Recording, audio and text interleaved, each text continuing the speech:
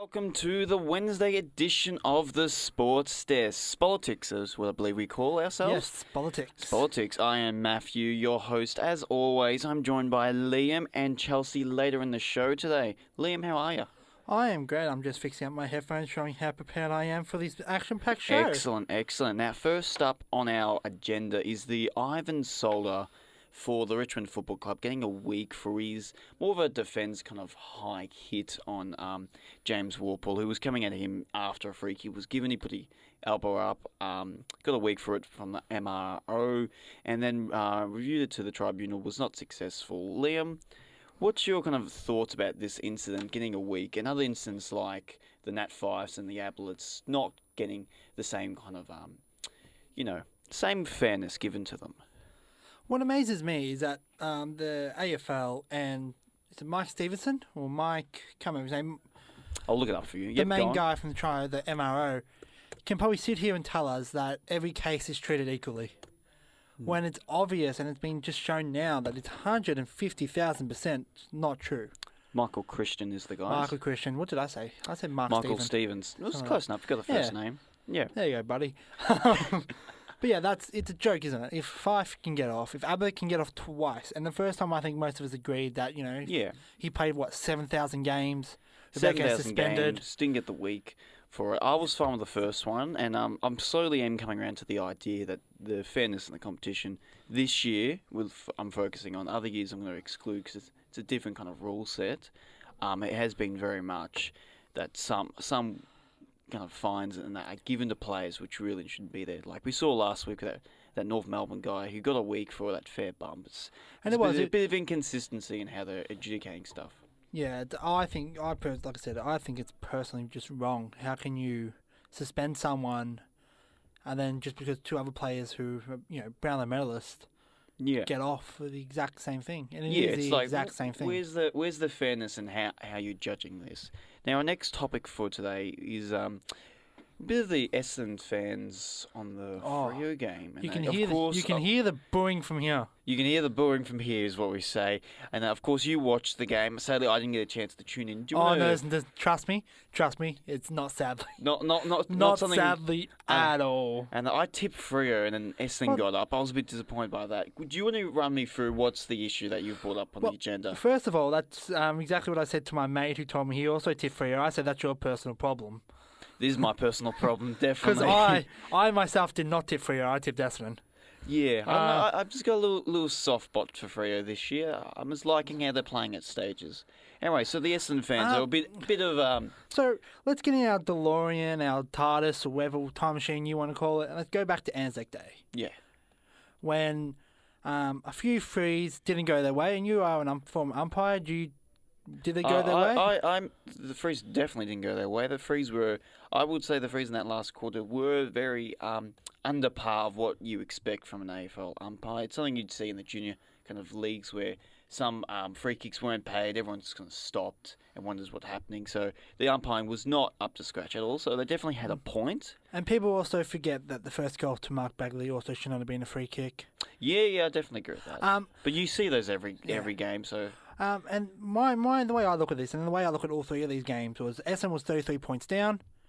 If they're a good team, which they like to think they are, they shouldn't be 33 points down. Yeah. People forget the game goes for 120 minutes. Yeah. So a decision in the first quarter is as important as the decision in the last quarter, in my opinion. I agree with that. I definitely agree with that. Sometimes people can be a bit tunnel vision and looking at these things. Yeah. So Scott Penderbury gets the Anzac Day medal, and Essendon supporters start booing. Yeah. They claim they're booing the umpires, but terrible timing if they are. Yeah. You're booing someone who's getting a medal that's meant to represent the Anzacs, and you're booing. Fast forward to the game against Sydney, and David Myers has that shot after the siren. They're all jumping up because of the goalpost thing. The rule that no one knew about, apart from Jake Stringer. I spoke to a few of my friends. One is a former umpire, one a current umpire, and he's currently doing, I think, senior reserves.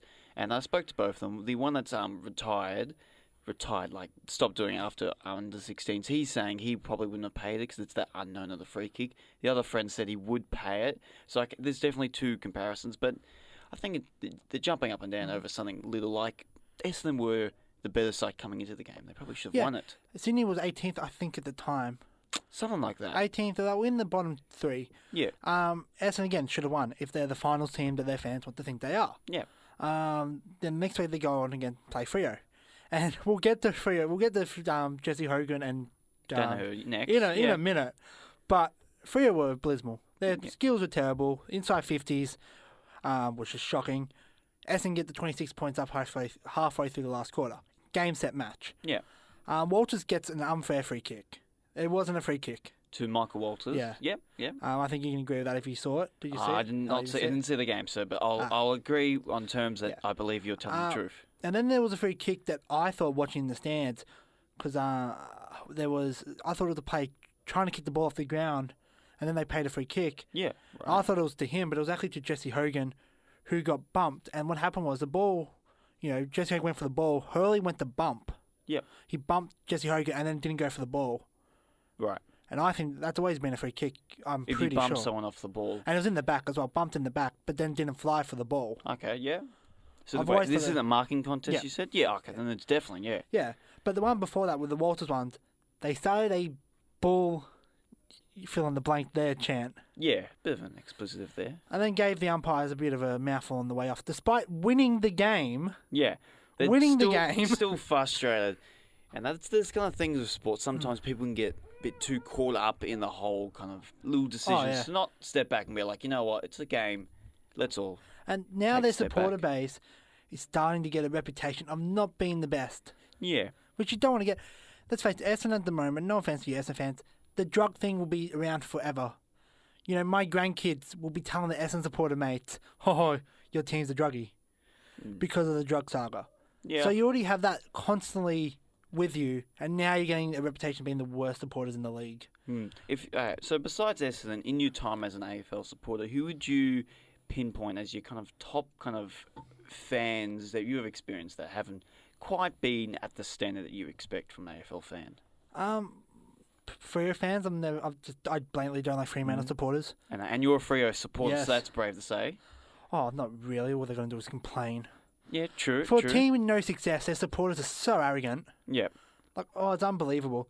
Geelong are cocky. I can definitely see that. Definitely, I can't deny that. Richmond went from being non-cocky to extremely cocky. Yep. I've never had a bad experience with a Collingwood supporter. Yeah, all right. I've always actually had positive experience every time I've gone to a Collingwood game. Yep. So I can't say Collingwood, but a lot of people, has had bad experience with Collingwood. Yep. One of the worst are Bulldogs. Bulldogs? Yep. I don't know if you Bulldogs friends. Some of them are arrogant and that, but I haven't had that bad of experience. I reckon if I was going to name teams off that haven't been great, Essendon, I think Essendon in the stands are a bit arrogant and a bit, as we've spoken about. St Kilda are actually pretty bad. And that Hawthorn are very arrogant. North Melbourne are surprisingly an arrogant team. And I say this mainly because my brother's North Melbourne, so I've been to a few North Melbourne games, and they're surprisingly arrogant kind of fans. But every fan base has their good and bad. And anyway, to kind of keep gears, but kind of switch it up a little bit. As we were saying, Jesse Hogan and Danaher, they had an interesting set shot night or goal kick night. Hogan kicked 1 goal, 4. And Danaher kicked 0 goals, 4. Wouldn't it be funny, right? This is just hypothetical here. Off the top of my head. Run me through it. Imagine if these two players were getting paid $100,000 a year to kick goals.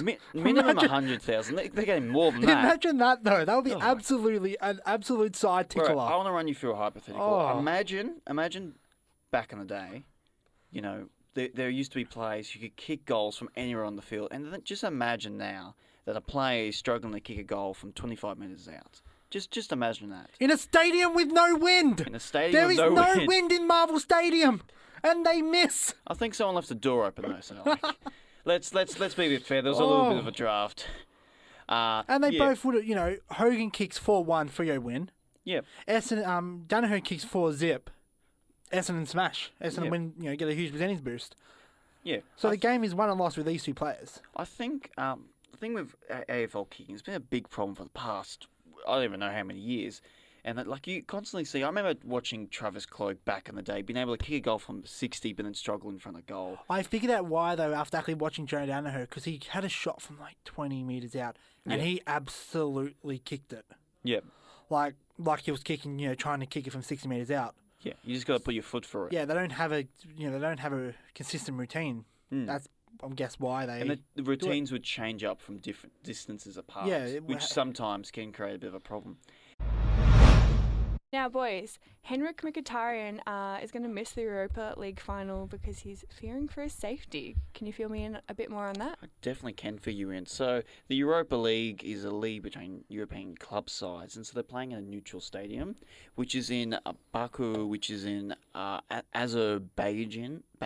Which is in Armenia. Which is, definitely. So I'm sorry if I messed up that pronouncing of the name. Anyway, so they're playing there, and he's Aromanian, and they have a history of the two countries who are next to each other having a bit of a tense history, and so there's been a bit of military fire between the two countries and that. And so he has previously, this player, missed a final, like a semi-final before for another club, and so they've been in talks with Arsenal, and he's basically come to the conclusion that he doesn't feel safe travelling there, so he's not going to travel with the team, which is very interesting because there's no real reason why they have to play at that country specifically, because there's no, unless there's Let's say, why are they playing in a country that has a history of war?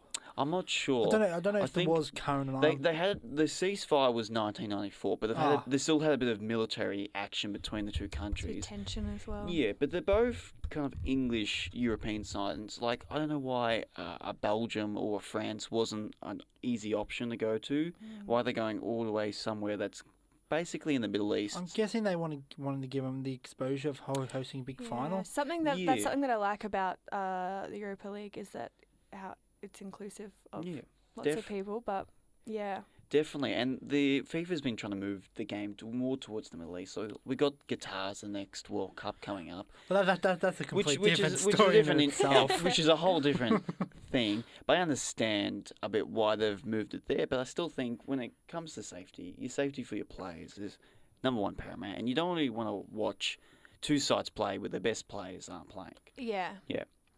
Could the club have done something to ensure his safety more? I'm not, honestly. I don't think the club could have done anything more, because it was very much a personal kind of family thing. Yeah, I feel like he's not scared of a fan spitting on him. He's more scared of someone putting a bomb on the bus. Right.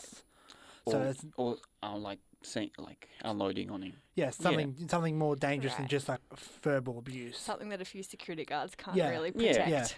Yeah, basically, which is very disappointing. We never want to see that in sport, and so. Yeah, well, you don't want to see that anyway. I don't want to see that anyway. I want everyone to get home safely tonight. Let's all sing Kumbaya and hold hands. That's how life should be.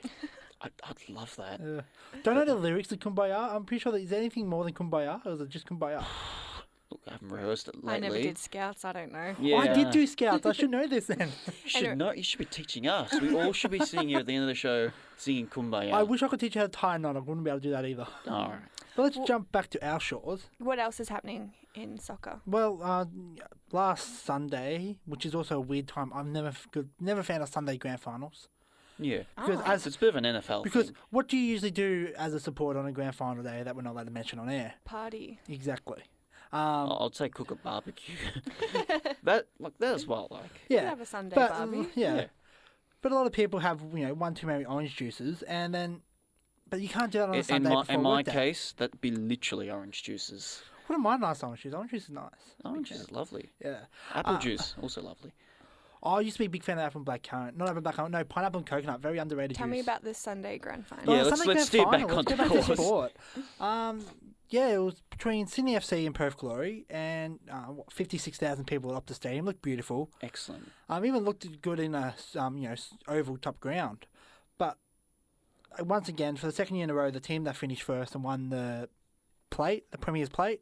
Yeah, the minor premiership. Yeah, did not go on to win the grand final. And I think if my memory serves me correctly, you forgot the Wanderers have done it as well. When they lost to Central Coast in the grand final. Yes. Adelaide United did it in season 1. Yep. And I'm pretty sure there's another team somewhere that didn't do it. I think Melbourne Victory might have done that. Maybe, potentially. Anyway, No, you're probably thinking when they hosted the 2010 grand final, but they were second. They maybe. just won the 2 games in the all Maybe format. that's it. Anyway, so back to our point. We're kind of arguing about whether we think that the EPL style, in terms of soccer, might be better suited for the A-League. And I actually reckon out of all kind of codes in Australia, the A-League's probably the only one where I'd be comfortable switching to that kind of style. Because I've always liked the finals. Like, I like watching the AFL finals, even the Big Bash doing it. They have a bit of fixture problems, but I do like watching finals and just the atmosphere of a final. But what I've seen in the EPL, I think will work excellent in the A-League. Because it's not. I don't think the A-League finals have really added anything to the fixture. And I think we can all agree that there's too many games in the A-League anyways. Yeah, it's like 31 or something. For fans to care about, because once the AFL and NRL starts, tension moves away. Yeah. And I feel like if you're having a big final round where Victory's on 51 points and Sydney FC is on 50 points, Yeah. and either they're playing each other or playing opposition, people will watch, even if you're not a big fan of, like, I'm not a big fan of the EPL, but I stayed up late just to watch the end of it. to see who was going to win, Manchester City or Liverpool. So I think it'd be good for the league in a way, because it's not really a grand final sport. You have, like, I could go all crazy, and I thought of branching out into 2 divisions. Then you have the FA Cup as well, so you got 2 conferences. And then they kind of make it like England have, those 2 conferences play each other in the tournament, and then you have the FFA Cup, which is more the club kind of. Yeah, where you have all the local teams. Yeah. But I don't know, what do you guys think about? Yeah, Chelsea, what's your thoughts? Would you like to see the A-League switch to the EPL? Yes. Yes, you like that. Anyway, thank you for that. Then next up on our A-League kind of agenda, just changing a bit of a club focused, Kevin Muscat, a legend of the Melbourne Victory. He's won 4 championships or titles, whatever we classify him as a player and a coach. He's stepping down to spend more time with his family and then potentially moving to the Middle East, another reference to the Middle East and soccer, to kind of coach there. One of the things we discussed during the week about whether it might be an interesting move, he potentially could move to the new Melbourne club and maybe have a bit of a role there. I wouldn't rule that out. Would you like to see that, though? That's more of a question I'm going at. As someone who's switching clubs as well, I wouldn't mind seeing it. Yeah. Someone who's switching from Melbourne Victory to Western United. But personally, I think maybe he might move international. It's always, at least with soccer, you have the luxury of, if you're sick of where you are, you can actually change countries and change continents for a fresh new start. If he's moving international, is his family coming with him? Do we know? I'd assume they would be, yes. Right. It's not like, working a normal 9-to-5 job. When you're sick of it, you can't really, you can't move to Italy and do the same work. I think at that point you just quit. Unfortunately, as good as that would be. But what about you? Do you think he's off to the Middle East or off to Western United or maybe he could be taking over Brisbane Roar's job? Brisbane, I didn't actually think of that. I think he's moving to the Middle East. I think I would be interested if he did move to the new Melbourne club. I don't think there's any real kind of speculations that he would there at this present moment. Apart from me saying it the second he got sacked. Besides from us just speculating on there's no real kind of solid proof that he might be going there. And quickly before we go to our song, let's quickly talk about the NBA. The Warriors are through. Milwaukee, who's going to lose to them? Milwaukee or Toronto? Milwaukee's the better side. Yeah. And I'd like to see Toronto win just because I like to see a bit of success in Toronto, but Milwaukee should do it. And then the lottery, Pelicans got the top pick with quite a low odds, so that's very interesting come their trade dynamics. Can't wait to watch the conspiracy theory video. Guarantee it'll be a thing. It's always a thing.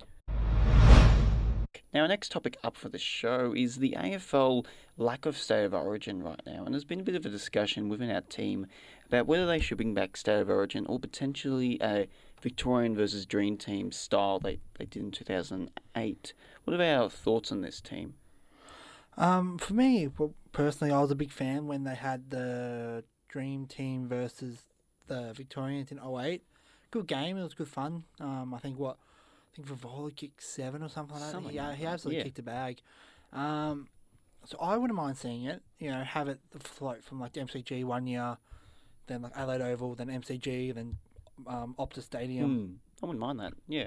Just have it floating around Australia for the time, because there will be too many teams in state of origin for the play state of origin. Yeah, I think we looked at it'd be about 5 teams, so it'd be like a mini tournament. It'd be hard to organise. Victoria, South Australia, Western Australia, the Allies, and I think that's it. So Yeah. four teams. 4 teams it is then. But it's still too many unless you know. And we're going through the teams that they post on afl.com.au. That Western Australia and Victoria would be way too powerful. They had both had absolutely phenomenal teams where South Australia were lacking. Like they didn't have a dominant forward. The Allies were just didn't look that crash hot. This is probably based on how team players are playing this season. Yeah. Yep. What about you? Would you like to see a State of Origin or dream game? Do you want me to explain the concept to you? Yeah, I think you've lost me a little bit. All right, You're no one problem. step ahead of me. No problem. Excellent. That's excellent. So basically, the State of Origin is like our style of like the All-Star game, where they pick the best players to play in a game together against each other. Mm-hmm. So it's very much an exhibition kind of game. Mm-hmm. Yeah. So. Are we speaking about AFL though? Yeah. Yes. Right. Yeah, Alright. about the concept of whether the AFL should bring back their own version of State of Origin. Bring back as in they used to do it? They did used to do it. They used to do it back in the I think it ended in the 90s. Yeah. Oh, right. 90s, So something that's like fair enough that I don't know about it Yeah, then. no, it's totally fine. I think so. I think it would be... Is it like a one-off game or like a mini-season? It- No, or it'd be like one-off. a Be one-off round-robin one-off game? I think they should. I think it would make the sport more cohesive as well. Mm. Yeah, I think again we'll get fans through the door, more tickets, Yeah. more extra sales when it comes to It's- merchandise. It's just another layer to the sport that'd be just another like, engaging part of the season because the season's already quite long and it gets boring and dull. Like particularly this part of the season, nothing much is happening. If you all of a sudden you see a State of Origin game, that's going to draw the fans' attention back. Are you suggesting it would be something mid-season kind of thing? Or maybe not. Maybe mid-season. Yeah, Maybe I like mid-season. Mid-season works, but then it gets in the players about wanting they're wanting their rest and their buys and all They that. seem like the I'm only not sure ones if that. And would potentially work. injuries affecting teams. Yeah, I'm not sure if it would work mid-season. I don't think Yeah. you'd get the players that we want committing to a State of Origin But thing. maybe before the season, if they can do it right, it's just it can get a bit good hype up before the season. Yeah. No, we commences. have to play AFLX. Let's ignore Yeah. AFLX Well, let's- exists. No, Maybe AFLX is the way during to the go. off season. You know when Yeah. it's like December and you're like, wow, I really miss AFL. Yeah, Maybe something then. See, I like it. I like having a bye like they did last year. They had a bye, and during the bye week, they played on a Wednesday night. yep, I like stuff like that because you've got to be during the season to have the real feel. Imagine they did State of Origin NRL in December or in January. true. And some people, I guess, have gone away by that point. And it's a weird kind of discussion about where could Yeah. you possibly fit it Yeah, in. where would But it be? I feel like why is the AFL the only ones that seem to care? Like A-League, Sydney FC just won the Premier's League, the championship, Yeah, and however they played a home game against I think the Shanghai. yeah. Yeah, I think it's different kind of contact and physical stress that like the sports like soccer and NBA have to exhibit, which their own degree of difficulty in terms of that. But I say AFL is a bit more entitled in terms of they want everything more than other sports. Like NBA, that you have the All-Star weekend. It's a massive event. yeah, exactly. You could have that in the AFL. Have an All-Star. Have the Dream Team versus Victoria game.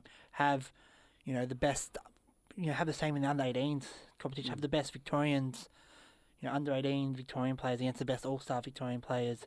Have the EJ Whittam Legend game during that week. Have the women All-Star game, the Dream Team versus the Victorians again in the women's. Yep. Which I don't know why they haven't brought back. Do you know why they haven't brought that back, Chelsea? No. They did that one year and they never brought it back. I know Victoria absolutely dominated. I But enjoyed watching it. So It was good.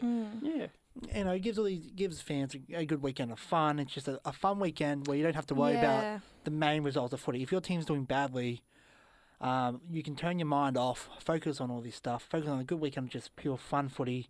And it would unite fans who would barrack for different teams, Yeah. kind of thing. Remind Yeah, each other that at the end of the day, we all love AFL. At the end of the day, sport's really pointless. But please don't stop listening to us.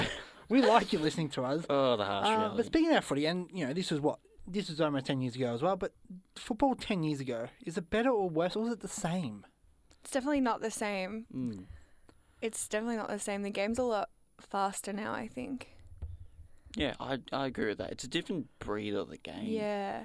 And that if I had to answer the question whether I believe it was better or not, I think it's better in terms of that there's more consistency across the sides. Yeah. You got like a top I'd say, top 12 sides who can honestly contend for the top 8. Well, Yeah, the competition's getting tighter and tighter. yeah, well, like 10 years ago, you probably say there's 6 teams that deserve to be top 8, and then the other teams are kind of making up the numbers. Because that's where you see, like, at likes of, like, a Bulldogs finishing 7th and then win the flag. But in terms of quality of football... Good, but you don't want to see that all the time. Yeah, in terms of quality of football, I did like it 10 years ago because you had more of a dominant kind of teams and there was a good brand of football going around. There's more blowouts, though. Yeah, and I think it'd be good if your team was good and successful, but I think there'd be a lot of mundane seasons for a lot of fans. I'm a bit, especially now free agency, and I absolutely hate free agency.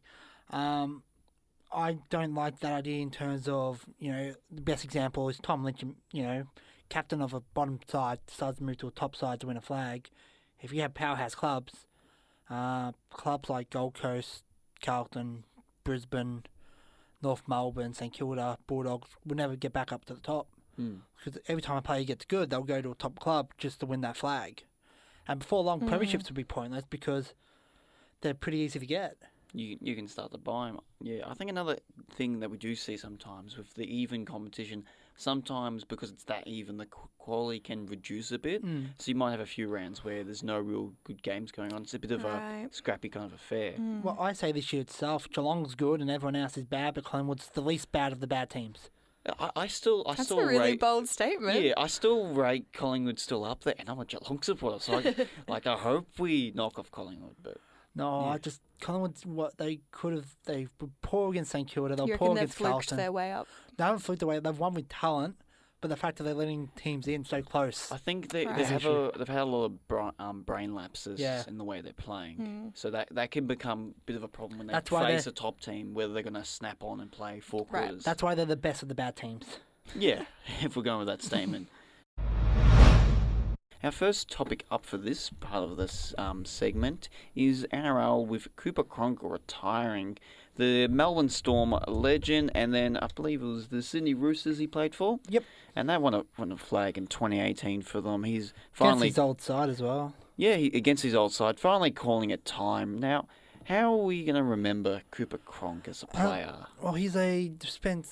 The words, great. Despite whoever he takes your words away. He does. He takes your words away. He leaves me breathless, doesn't he? Depends who you ask. He's either a 5-time premiership player, or a 3-time premiership player, which comes in the NRL when they strip 2 flags from Melbourne Storm. I think Billy Slater last year called himself a 4-time premiership player. Yeah, which they probably weren't too happy with. He played 325 games for the Storm. Played in 6 grand finals. Captain in 08. Yep. Didn't go down well. They lost 40 zip. Oh, but who were they playing there? Manly. Oh, yeah. Yeah. And I think Smith was suspended for that game.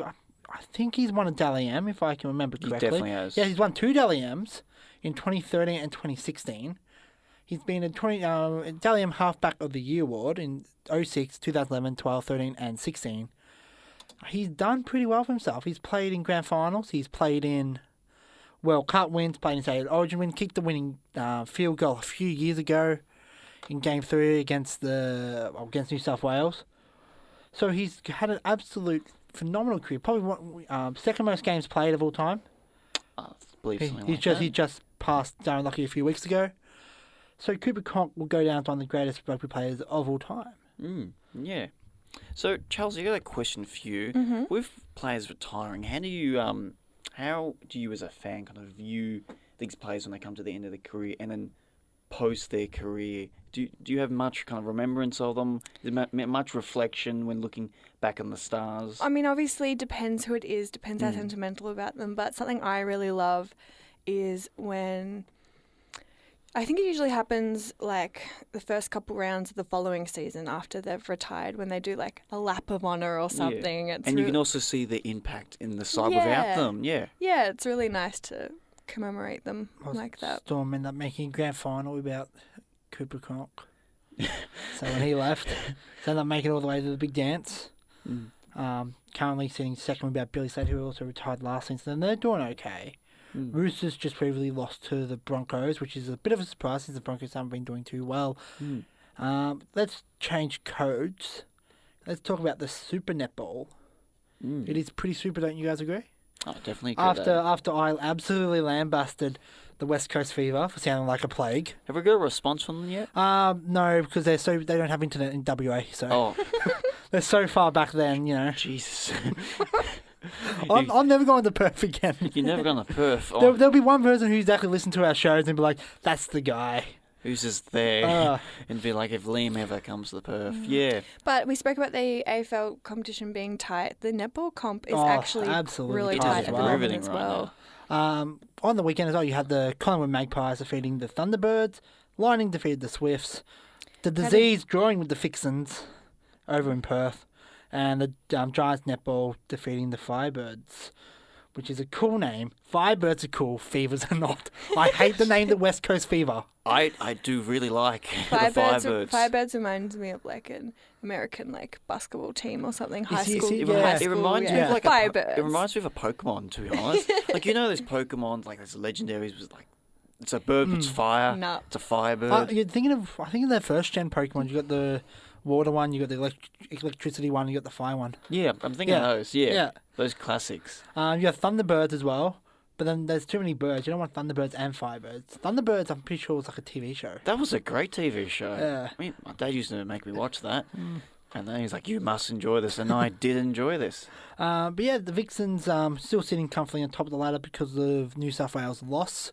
Heating up. Go Vixens. Do you guys? I don't know how much netball you like. Do you prefer this format, or do you prefer when they were with New Zealand? What A was few years ago, the old format was a few New Zealand teams and a few Australian teams. I prefer this, but now especially I think it's a bit better now that they've introduced a few more teams to the Australian League, but also 4 games around. It's a pretty small comp still.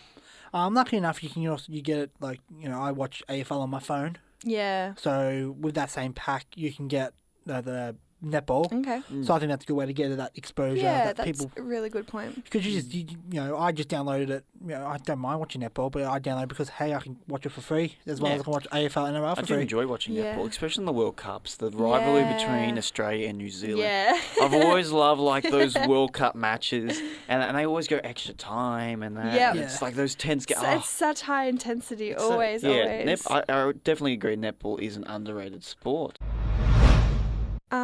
AFL mid-season draft is happening May 27 next Tuesday. Matt and Liam, what do you think about the concept of a mid-season draft? It's an interesting concept. So it's initially brought in case like a team loses a player throughout the season. If they lose a ruckman, they can go to a state league and get a ruckman back in return. So that's kind of the idea of it.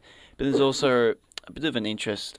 It changes back how teams actually kind of put their list together, and that's so because there've been chats about in the AFL industry about certain teams may not draft a certain player just to stick them in the VFL side and then get him mid-season. And so there's been a bit of interesting talk about that. So I'm not sure right now whether I'm for or against it. I guess time will tell. Yeah, I don't like the ideas of the team shuffling so much mid-season, but also I think if a team has a long-term injury, it's a really good concept. I'm for the mid-season draft. Definitely not for mid-season training. I think that's an idea that should never happen. Pretty much the same reason why I don't like free agency. But there's also the realization that as good as Tim Kelly is, as good as Michael Barlow was, as good as Posiadly was, as good as other state league players were, there'll be a realization once you get too many state league players and you're on the AFL list, they're playing state league for a reason. There's a reason why they're not in the AFL system. Yeah. Some players will thrive, some players will fall, and I'm guessing most of these players will be for just for the season. Then they get the choice to redraft them as a rookie. Yeah. But I like it in terms of fix. But then if we'll say Richmond for example, who needs a key back. Yeah. That's pretty much the only way to beat Richmond. If you have a good key forward, that's who Richmond has struggled against this season. You're not going to find Alex Rance in the VFL. Yeah. These works at clubs like Gold Coast who seem to always be injured. You're having a player because they're in the bottom of the ladder. But a top team like Richmond, they won't find Alex Rance. Geelong won't find a Premier Ruckman in the lower comps. I don't know. But also, it's not fair if they steal one from another club. Yeah. Which doesn't really happen though in the mid-season draft. Yeah, the state leagues aren't too happy with the fact that they've got a player who's now going to leave, because I'm pretty sure they'll play for their VFL team. Yeah. Yeah, recruiting a few new players from the VFL, I don't mind, or whatever. I think State league, but only a handful of clubs have picks, and there's no certainty they're going to use it. Yeah. So it's up to their discretion. I think the only club who said they're going to use picks is Gold Coast, and they have like 4 picks. Yeah, but that's a bit of a different thing. Yeah. But like I said, it's good, but you're not going to get someone who's going to win your flag, and I can't wait for that to backfire on me at the end of the year. I'd love to see a person like kick a bomb from 50 and win it. Oh yeah, that'd be great. Well, that's all the time we have for today. thank you for listening to Chelsea, Liam and Matt on this Sports Desk Politics edition this Wednesday.